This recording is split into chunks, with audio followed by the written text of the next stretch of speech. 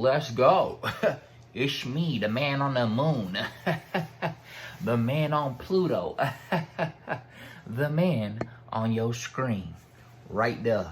Yeah. It's me, CIGY, you dig live action from Kansas City, Missouri. Yeah. Look, on a serious note, we are here to talk. We are here to talk about making eye contact when you speak. Look, topic number one of the day is my pet peeve. If I'm speaking to somebody, I always make direct eye contact. Now, I know it can be intense. I know. But look, I think it shows that you are really in tune with the conversation.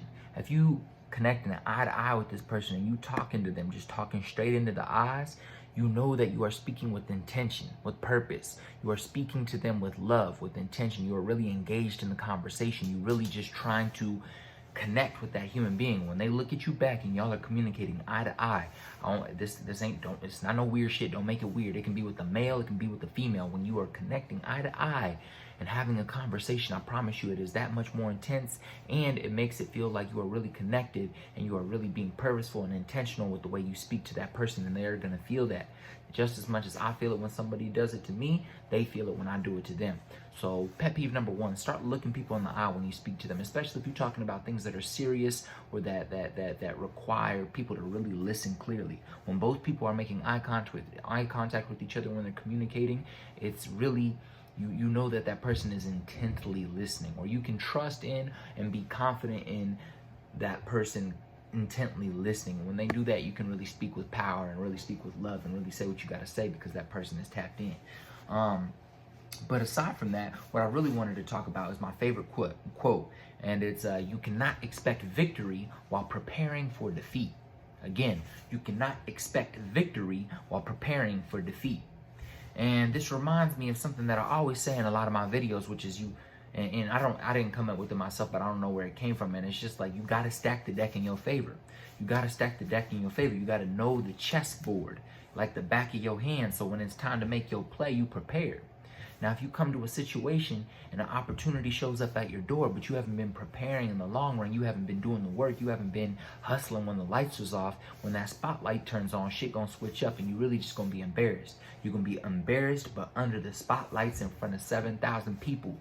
You're going to be embarrassed under the spotlight in front of your fans and in front of the fans of the people that you are here to inspire, that you're here to talk to. So you begging for attention, you desiring attention, you desiring, and not in a bad way. I mean, just desiring a community to give you their eyes, give you their ears, give you their attention. And when they do, you ain't got nothing good to say.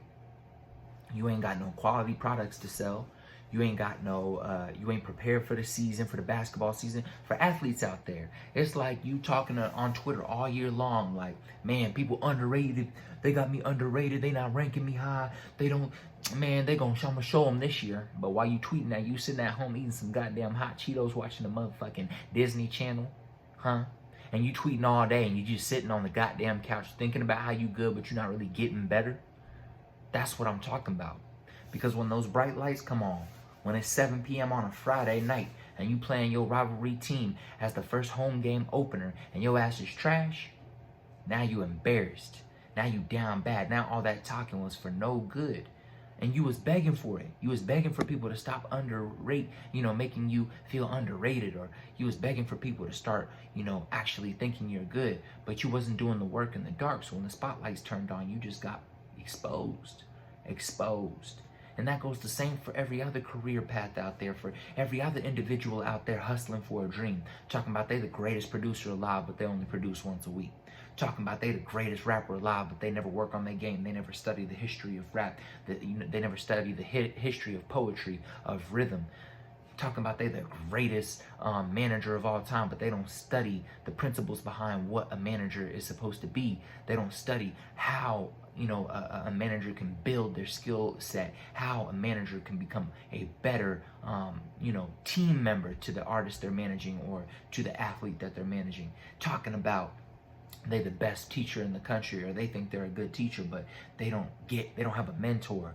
They're not out here really trying to help their students. and you get exposed. You will get exposed. When you are not preparing in the dark, when the lights come on, you will be exposed. I promise you that. So listen, you cannot expect victory while preparing for defeat. And you're preparing for defeat while you are not working, when you're not hustling, when you're not progressing, when you're not trying to find ways to win, when you're not trying to find ways to progress, to educate yourself, to take care of your body, to take care of your mind, to take care of your spirit. When you're not doing these things, you're preparing for defeat. And you can't expect to be top tier. You can't expect to be the best talent. You can't be expect to be chosen. You can't be expected to look at as one of the greats when you are not preparing in the dark, when you are preparing for defeat while expecting victory.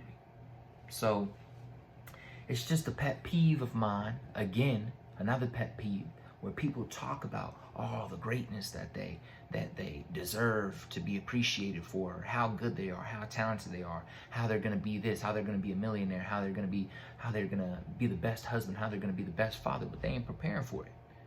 Matter of fact, they're doing everything opposite of preparation. And when you do everything opposite of preparation, you are just preparing for defeat. You're not expecting victory, but in fact, you are expecting defeat. You are expecting failure. So you must prepare in the dark, ladies and gentlemen. You must prepare in the dark. You must stack the chessboard. You must stack the deck in your favor. So when that opportunity arises, you can kick the door down and know what you're doing. So you can kick the door down and demand attention, demand attention because you deserve the attention, because you are already prepared and you attract the attention.